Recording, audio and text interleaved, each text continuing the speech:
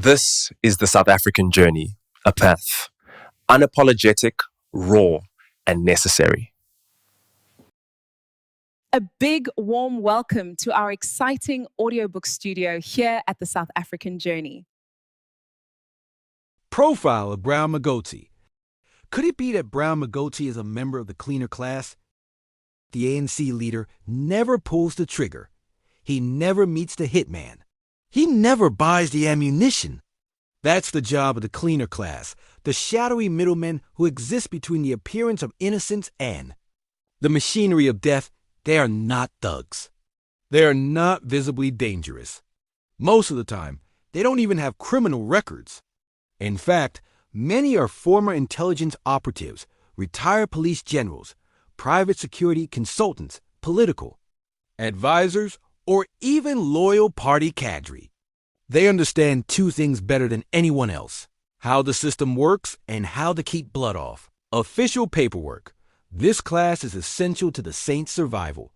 The politician does not need to say, kill him. He merely needs to say, handle it. The cleaner knows exactly what that means.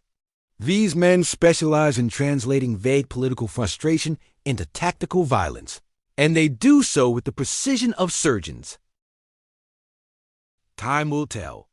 The McClellan Commission will investigate and arrive at the truth, whether Brown Mogotsi belongs to the ANC cleaner class.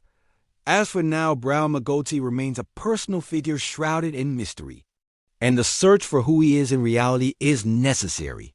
He appears at the very heart of the South African government, and we citizens of this country are entitled to conduct that search. First, I have asked a question. Could it be that Brown Mogotsi belongs to the ANC cleaner class? What is the ANC cleaner class? I am going to dive deep into that and educate you, and I will proceed slowly. Let us background this first. South Africa has crossed a threshold, a dark threshold, into an era where murder is no longer an aberration, but a method of politics. It is now a country where people are not debated out of existence, but deleted. We have entered the age of the assassin, and what is most chilling is not the bullets or the blood. It is that these murders often originate not in the taverns of Sotziland, but in the polished chambers of those who speak of ethics, justice, and democracy. The trigger is pulled on the ground, but the order is first whispered in government halls. The victim falls in the dust of a township or outside their home gate, but the death was conceived in a high-rise building, on a floor where everyone wears suits, speaks of Batho Peel, and publicly quotes Mandela. The ANC comrade is a leader who poses as a man of the people, a man of integrity, and we know for a fact most of them kill. That is why the whole machinery of government that they control is full of blood of whistleblowers. Yes, they kill. Think about the late ANC Deputy President David Mabuza. The ANC comrade fight hard to appear as a man of the people, a man full of integrity, but he kills. He kills, but they never pulls the trigger. He never meets the hitman. He never buys the ammunition or guns. That's the job of the cleaner class, the shadowy middlemen who exist between the appearance of innocence and the machinery of death. These middlemen are not thugs. They are not visibly dangerous. Most of the time, they don't even have criminal records. They are ANC operatives, or as Senzo Mujunu says, this my comrade. In fact, many are former intelligence operatives, retired police generals, private security consultants, political advisors, or even loyal party cadre. They understand two things better than anyone else: how the system works and how to keep blood off official paperwork. This class is essential to the ANC survival. The ANC leader does not need to say, kill him. He merely needs to say, deal with it. The cleaner class knows exactly what that means. These men specialize in translating vague political frustration into tactical violence, and they do so with the precision of surgeons. Their work is never sloppy. Their goal is to ensure the hands of ANC leaders remain pure, even as others are buried. They operate in what could be called the gray zone, not fully in the underworld, but no longer bound by the rules of the state. Some still draw salaries from government.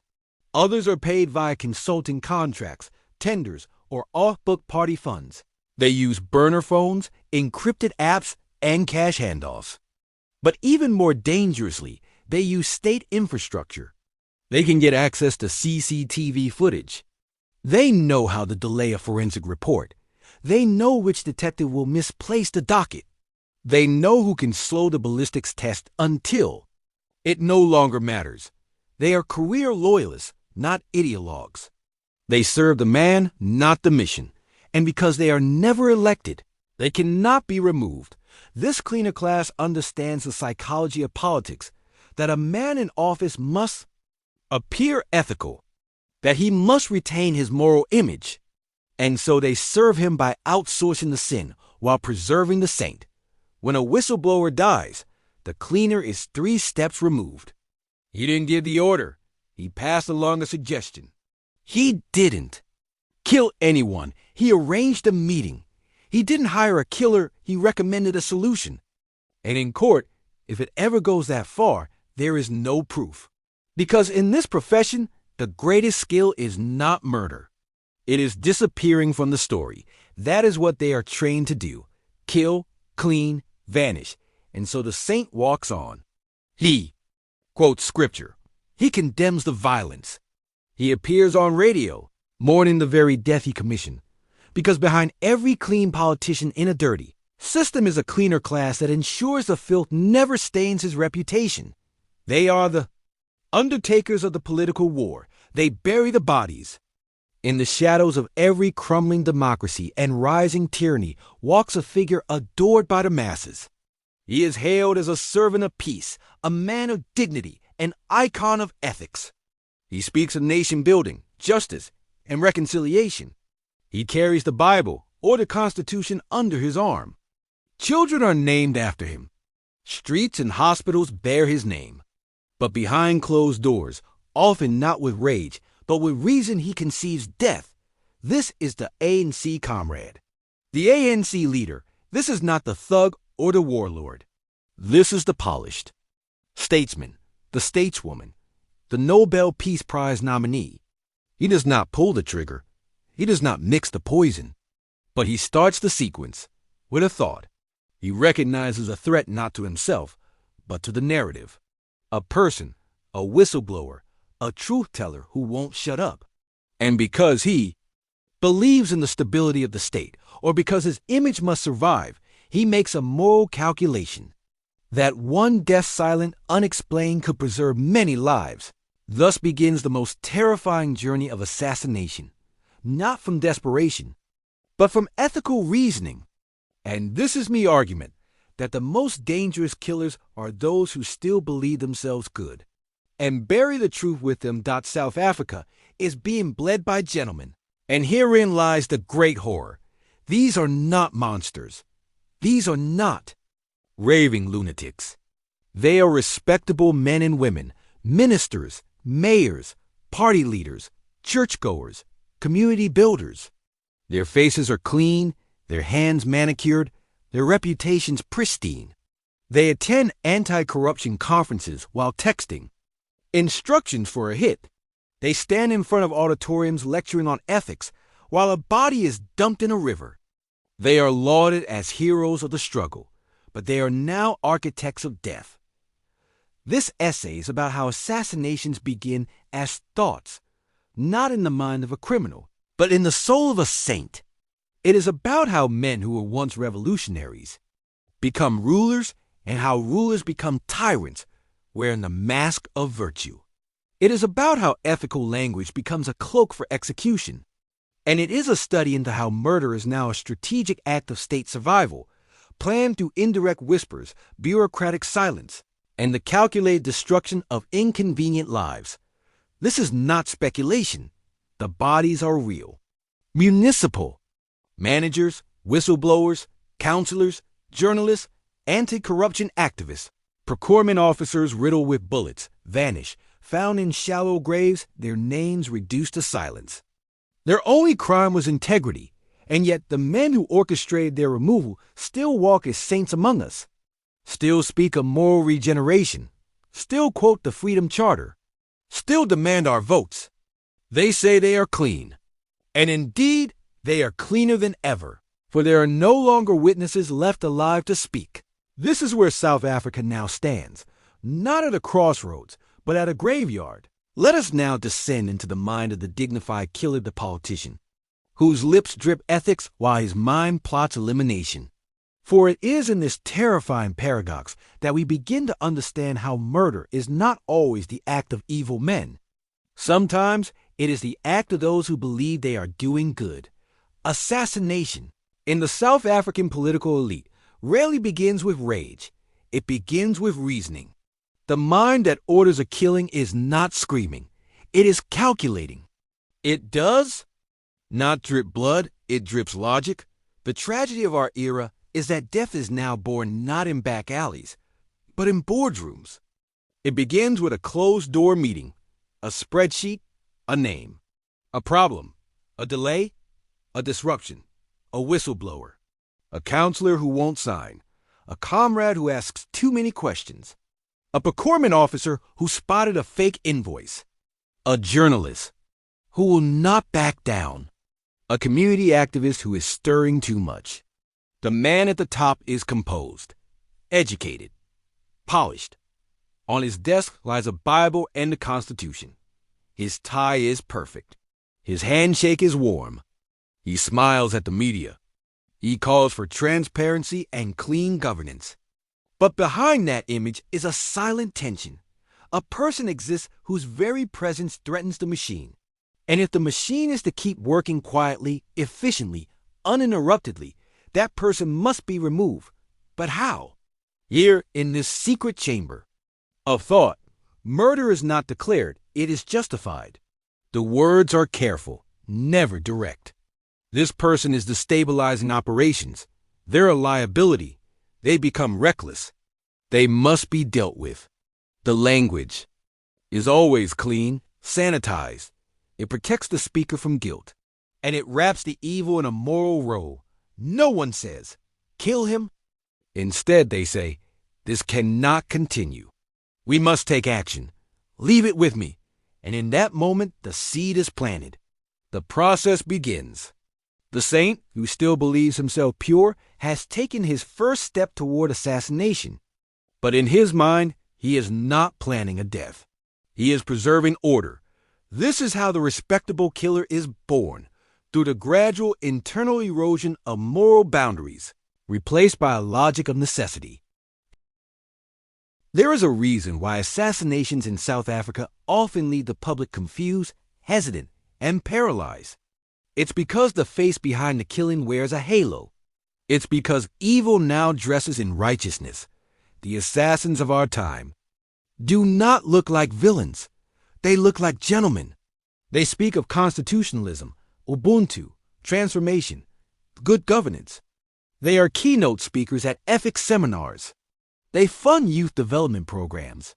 They cry in Parliament during remembrance speeches. Their public image is sculpted to perfection because the modern assassin does not operate from the shadows. He operates from the stage. To understand how South Africa descended into its current political bloodbath, one must grasp this. We know. Longer fear men who look dangerous. We are being killed by men who look holy. They are freedom fighters turned executive millionaires who now eliminate those who remind them of their betrayal. They are governing party intellectuals who chant revolutionary morality while building empires on the bones of fallen comrades. Their strength lies not in force, but in credibility. And this credibility allows them to kill without suspicion. Every era has its killer, but only some eras produce respectable killers. South Africa is one. We live in a country where the killer is the same man who will deliver the eulogy. He will speak of the victim with tears, call them a hero, and promise justice knowing full well he orchestrated their death. He will hug the family, offer funeral costs, and ensure the media narrative stays clean. He wears a suit not just for fashion, but for protection. His clean image is his bulletproof vest. You cannot trace blood on the suit of a man whose hands have never held a gun, These are the men who know how to hide behind committees, behind investigations, behind long titles and good press. When a journalist, guys, they express outrage. When a whistleblower is shot, they promise a task team. When a counselor is killed, they call for calm. But no one dares ask, who benefits? And when someone does ask, that person becomes the next body. It is vital to understand that this mask of ethics is not accidental. It is engineered. These men and women know that public virtue is their ultimate shield. The more clean they appear, the more untouchable they become. They surround themselves with bishops, scholars, liberation history, and press photographers. They invoke the legacy of the struggle, claiming to walk in the footsteps of Sefako Makatho, John Dube, or Mandela. But in truth, they walk alone guided, not by conscience, but by the cold calculus of power. This is how murder thrives in a democracy, not by declaring war, but by wrapping violence in the language of peace. And this is the assassin's masterpiece, not just the elimination of the target, but the preservation of his own saintly mask after the deed is done. We live among killers who still look like saviors.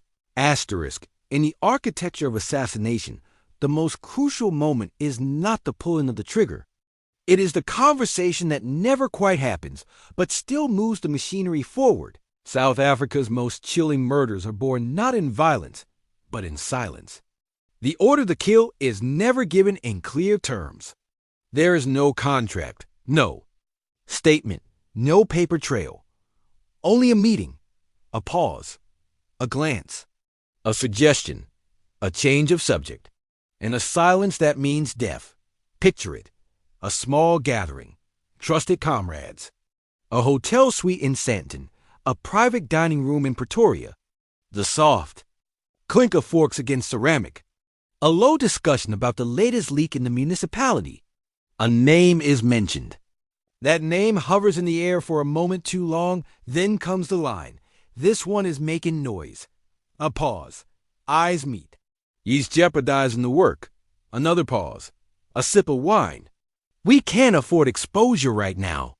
Then a closing. Statement, uttered slowly and carefully. Sorted out. That is the command. There is no mention of death. No order to eliminate. No specifics. Just ambiguity weaponized. The language is designed to preserve the killer's innocence and grant the middlemen freedom to interpret. In this space, no one is ever guilty because no one ever said it directly. This is the modern method. Plausible deniability built into the murder script. The next stage is delegation. Someone in the room nods. That person is not the killer. Either he is just a facilitator. He knows who to speak to. He knows which part of the state is dirty enough to make things happen. Maybe it's a local gang. Maybe it's a former police officer now working private contracts. Maybe it's a member of a business forum that operates more like a militia. And here's the kicker. Everyone involved will pretend it was never discussed. They will go on with their day. Appear on radio stations. Attend press briefings. Deliver lectures on clean governance. The entire system rests on a shared unspoken contract. Don't speak, don't write. Just act. The silence is sacred. To break it is to sign your own death warrant. In the end, when the victim is killed, no. One is surprised, but no one is responsible either. And when journalists ask, was this politically motivated? Who had something to gain? Why are witnesses afraid? The answer is always the same. We must wait for the investigation. But there is no investigation, only a quiet file that will vanish.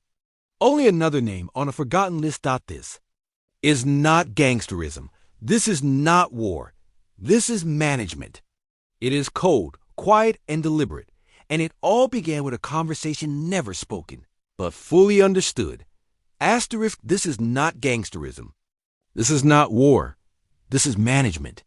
It is cold, quiet, and deliberate. But this secrecy is not new. It is the original language of the movement.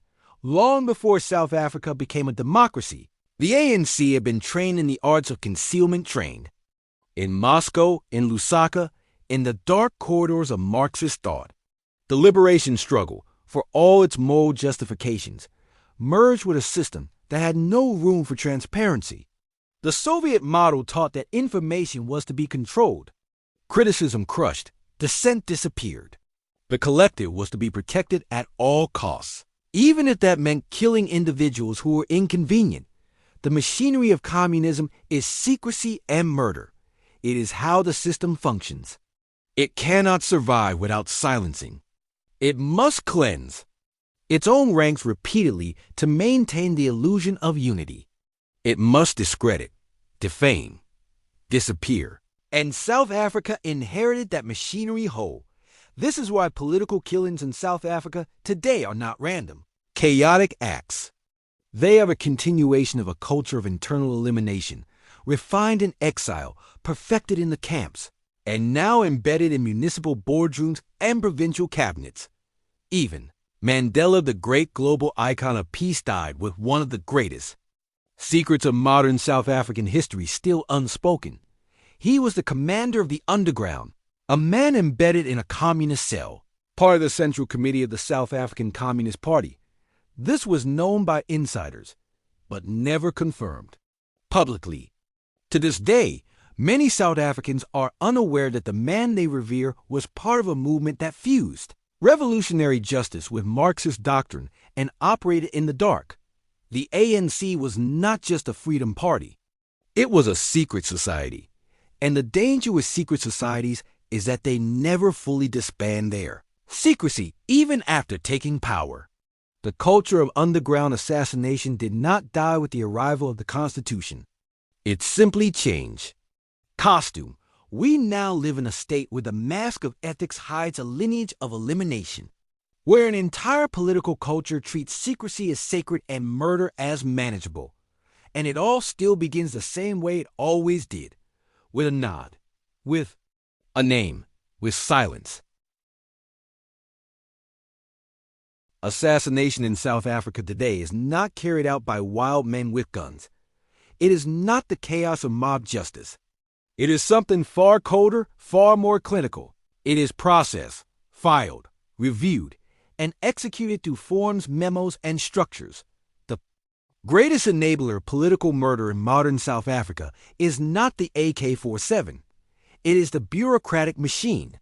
The spreadsheets, the job descriptions, the tender committees, the approval stamps, the protocol chains. All these innocent tools of public administration have become weapons of death in the hands of the saintly killer. Here's how it works. A political figure, perhaps a mayor or MEC, identifies a problem. That problem may be a councillor resisting a corrupt housing tender, or an official refusing to sign off inflated procurement for security upgrades. They report irregularities, speak to journalists, leak documents, but in the shadows, that very same resistance is being quietly documented by another layer of the state. A file is open. Surveillance begins not to protect, but to observe. The person is marked. Their name may be discussed in a meeting that appears entirely administrative.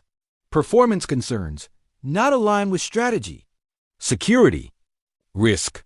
These are phrases buried inside documents that sound neutral, but are, in effect, death warrants in bureaucratic disguise.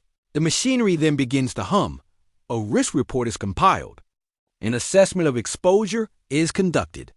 A meeting is held with security stakeholders. The person is excluded from future meetings. Their phone is tapped. Their movement watched. Their political protector is removed or discredited. Then one night, they're shot in their driveway. And when the murder occurs, no fingerprints, no trail, no suspect, just a tragedy, just another criminal act, just another ongoing investigation, and a press release from the department expressing deep concern. This is what makes the modern South African assassination machine so efficient. It has been institutionalized. It does not require shadowy conspiracies or cloak and dagger meetings. It runs through HR, through procurement, through ministerial discretion. The violence is structural. Take the euphemisms. Contract review means termination. Operational. Security means surveillance. Protecting party unity means removing dissent. Acting in the interest of governance means silencing whistleblowers. Each assassination is camouflaged as an unfortunate externality of internal processes. The killer never appears. The gunman never gets traced. The politician remains clean because all he did was sign the recommendation. That's the brilliance and horror of bureaucracy as the assassin's best friend. It removes the blood from the crime. It distances the decision maker from the death. It allows the killer to continue preaching morality while the system around him continues quietly deleting those who get in the way. In this system, the most dangerous man is not the one holding the gun. It is the one holding the meeting. Their work is never sloppy. Their goal is to ensure the saints' hands remain pure even as others are buried. Who are they? They are security advisors who still have deep networks inside SAPs, political protectors who run street intelligence through ward committees, business forum leaders who supply the muscle and demand the tenders, ex-military fixers, often with ties to rogue units from the apartheid era or liberation camps, who now serve whoever pays. They operate in what could be called the gray zone, not fully in the underworld, but no longer bound by the rules of the state. Some still draw salaries from government. Others are paid via consulting contracts, tenders, or off-book party funds. They use burner phones, encrypted apps, and cash handoffs. But even more dangerously, they use state infrastructure. They can get access to CCTV footage. They know how to delay a forensic report. They know which detective will misplace the docket. They know who can slow the ballistics test until it no longer matters. They are career loyalists, not ideologues. They serve the man, not the mission. And because they are never elected, they cannot be removed. This cleaner class understands the psychology of politics, that a man in office must appear ethical, that he must retain his moral image. And so they serve him by outsourcing the sin while preserving the saint. When a whistleblower dies, the cleaner is 3 steps removed. He didn't give the order, he passed along a suggestion. He didn't kill anyone, he arranged a meeting. He didn't hire a killer, he recommended a solution. And in court, if it ever goes that far, there is no proof. Because in this profession, the greatest skill is not murder. It is disappearing from the story. That is what they are trained to do. Kill, clean, vanish dot. And so the saint walks on. He quotes scripture. He condemns the violence. He appears on radio, mourning the very death he commissioned. Because behind every clean politician in a dirty system is a cleaner class that ensures the filth never stains his reputation. They are the undertakers of the political war. They bury the bodies and bury the truth with them. South Africa's age of assassination is terrifying, not because the perpetrators are unknown, but because they are too well known to admire, too respected, too ethical to ever be suspected. It is time we stare into the mirror of political sanctity and understand that a clean image does not mean clean hands. Below are case studies, not court judgments, but forensic moral reflections showing how political murder hides in plain sight. Behind medals, liberation history, and scripted compassion. 1. The Mandela Paradox, the gentle father, the silent commander to the world. Nelson Mandela was the embodiment of forgiveness. But to history, there is a shadow. Mandela was a commander of an underground military wing, trained in sabotage, co-wrote How to Be a Good Communist, and operated in secrecy as a senior member of the SACP, a party that modeled itself on Joseph Stalin's USSR. To this day, millions do not know that Mandela lied publicly for decades about his role in the Communist Party, only for the truth to surface posthumously through the party's own confirmation. Why the secrecy? Because to maintain the moral high ground of reconciliation, he could not be seen as part of a totalitarian, violent ideological machine. He needed to be the gentle saint. But beneath the robe was a man who believed in revolutionary violence, who knew what it meant to eliminate those who betrayed the cause. No, Mandela may not have personally orchestrated modern assassinations, but his silence built a culture where death and deception became routine tools of strategy, all beneath the glowing banner of peace, too, the whistleblower blood trail. Babita Diokara, Babita was not a politician. She was not a radical. She was simply an honest civil servant who exposed fraudulent payments on a health department linked to politically connected businessmen and insiders. Days after submitting evidence, she was shot multiple times in her driveway in broad daylight. The response? The premier expressed sadness. The ANC condemned the violence. The minister promised a full investigation, but not one of them was forced to resign. Not one senior politician was charged. Not one system was overhauled. Because the rot was protected, her blood did not lead to justice. It led to bureaucracy. And those responsible remain clean in the eyes of the public. 3. Sindiso Magaka, the loyal comrade who asked too many questions, a former ANC Youth League Secretary General and rising star in KwaZulu-Natal. Magaka was vocal about corruption in the Umzimkhulu municipality. He wanted to know why millions meant for community halls had disappeared. He was shot multiple times in 2017. He died later in hospital. The hitmen were arrested, but the sponsors? Silent, hidden, untouchable. Those in power wore black at his funeral.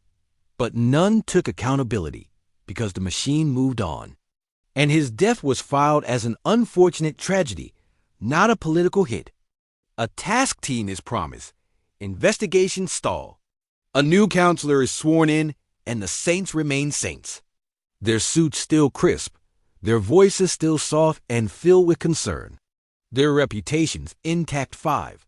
The national picture. Saints above suspicion, across the country. A pattern repeats. A counselor is shot after exposing a dodgy contract. A city official is killed weeks after speaking to the Auditor General. A ward chairperson dies days after refusing to rig a list process. Each time, the media speculates. Each time, the public mourns. Each time, the politician at the center denies involvement, appears virtuous, and offers prayer. The emotional psychology. How the saint sleeps at night. How does a man of ethics, a national leader, a freedom fighter, a beloved public servant, how does he sleep at night after orchestrating death? The answer is chillingly simple. He believes it was necessary. And so he sleep in deep peace. Unlike the gang killer or the hired hitman who acts for money, the political assassin in a suit convinces himself that his actions serve a higher purpose.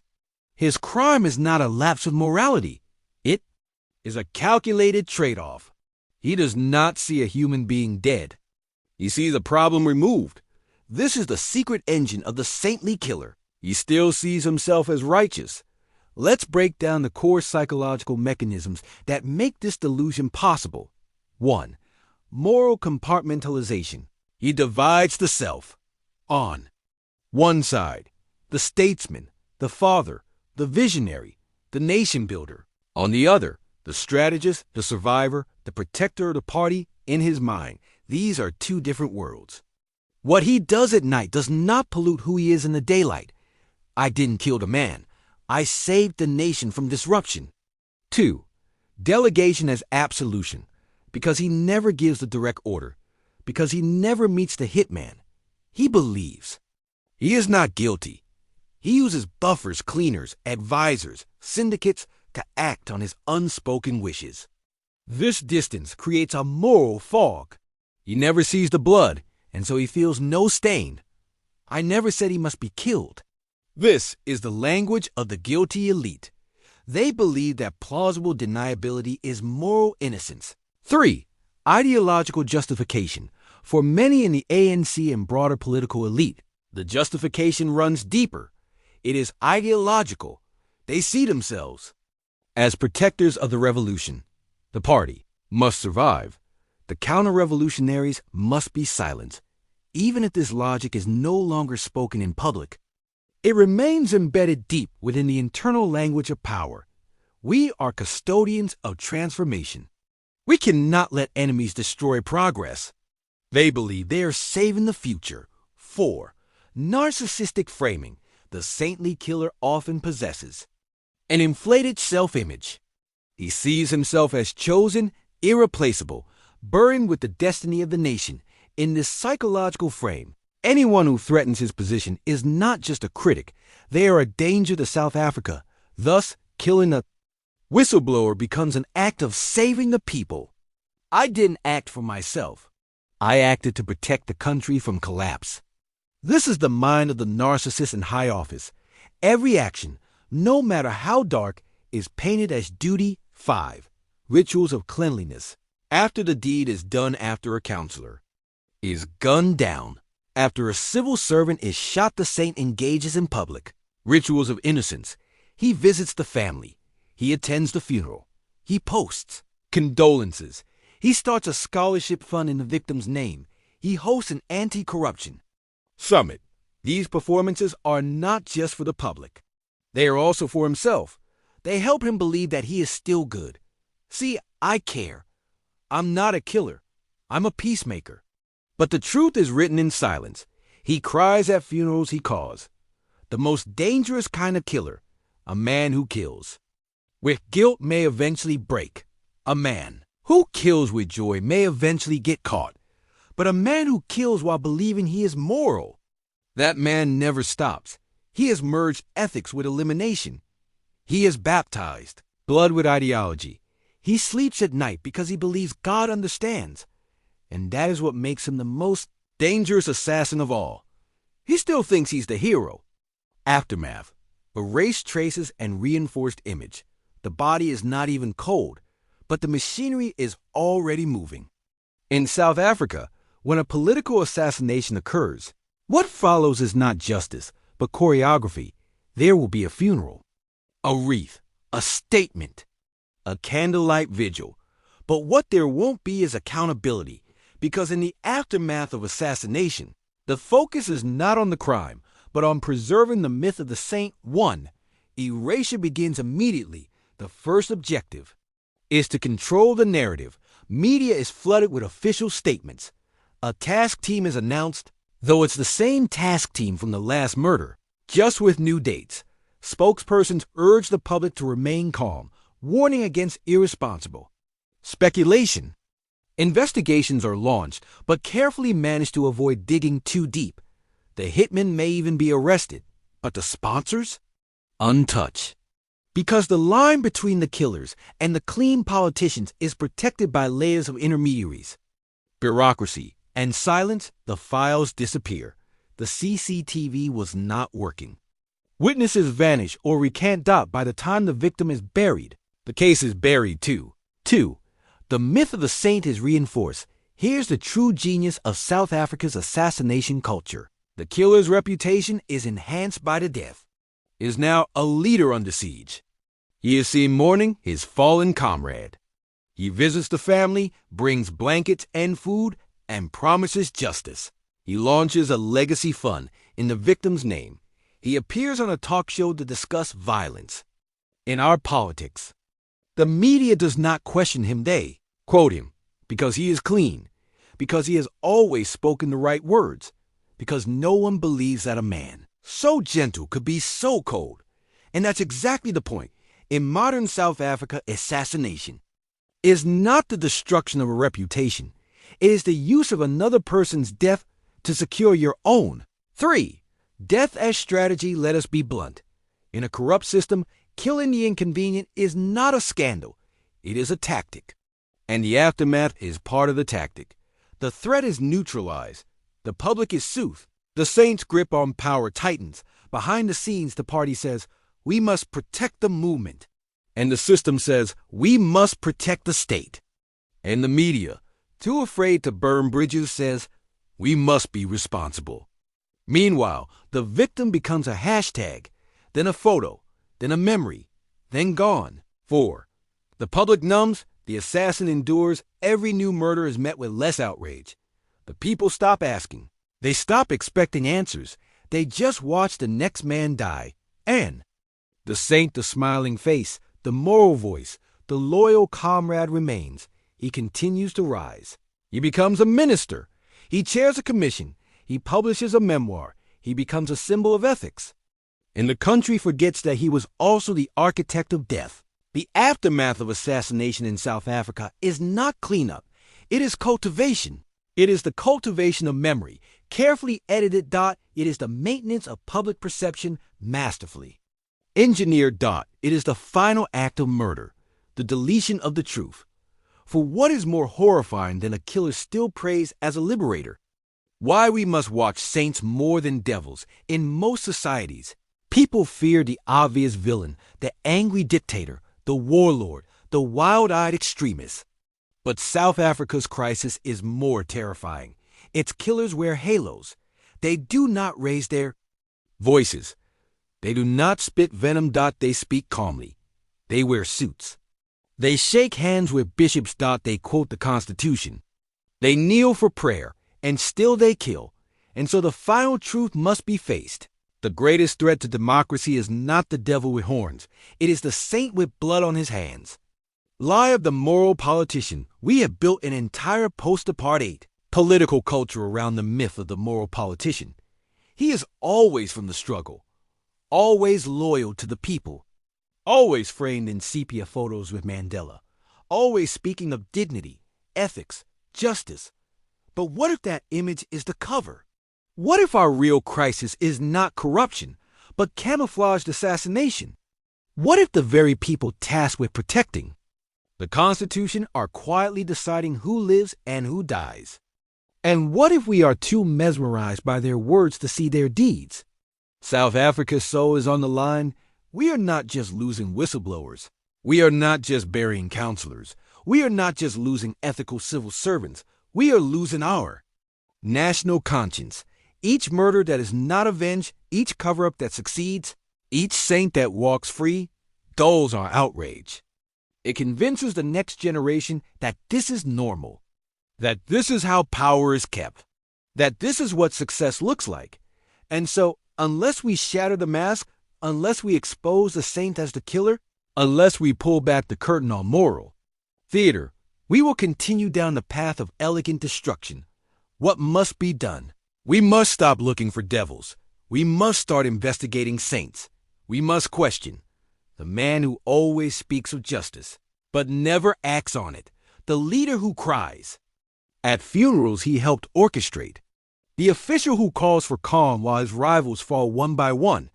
We must understand that the new assassin no longer wears boots and camouflage. He wears Gucci and speaks of nation, building, and he is far more dangerous. Final word.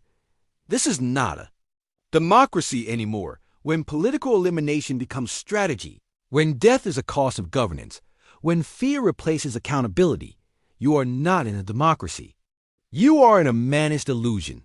And if we continue to praise our saints without examining their shadows, we will become a nation of graves run by men with clean hands and filthy souls. So watch the ones who smile the most, trust the ones who speak the least, and never forget, the one who quotes Mandela the loudest may be the one ordering the next death. The era of assassins has come, and it has come dressed in ethics. Interlude, breaking news. The nation reacts. The saint performs breaking news. 6:02 p.m., tragedy strikes again. Prominent whistleblower, counselor, gunned down outside his home in Mamelodi. Gunmen opened fire from a white Toyota Corolla. Shortly after 5:45 p.m., the counselor, who had recently raised red flags about irregular tenders in the housing department, was declared dead on the scene.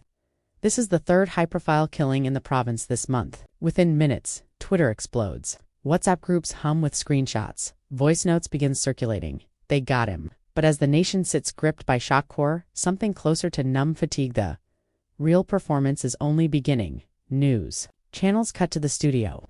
An emergency broadcast is arranged. The anchor wears a somber face. Then, they go live. Anchor. Joining us now is the Honorable Premier who knew the late counselor personally. Premier, thank you for your time during this tragic moment. The Premier, appearing via video link from his study, framed perfectly tie-straight. Flags in the background. His face is tight with emotion. He lowers his eyes, clears his throat. Premier, thank you. This is devastating. I am broken. We are a province in mourning tonight. He was a good man, courageous, he loved the people. He exhales dramatically. He looks away, pretending to hold back tears. Premier continues. I had spoken to him just last week. He was raising issues, important issues. He told me he feared for his life and now he is gone. The journalist leans in. Anchor, Premier, what do you say to allegations that these killings are political? Premier, without missing a beat, let's not speculate. Let's let the police do their work. But I can say this. Whoever did this is a coward. We will find them. We will bring them to justice. The full might of the state will be unleashed. Anchor, do you think whistleblowers are safe in your administration? Premier firm? We are doing everything we can, and I want to say to anyone with information, please come forward. Your safety will be protected. He ends with a call for unity. He quotes Mandela. He expresses outrage, and he reminds the public of his personal sorrow. Then the line cuts, but behind the camera, he sighs, adjusts his collar and moves on to the next meeting. He is not grieving. He is managing optics. He is closing the final loop of a strategy already. Played out? The man he mourns is the same man he marked. The victim is gone. The cameras move on, and his reputation grows.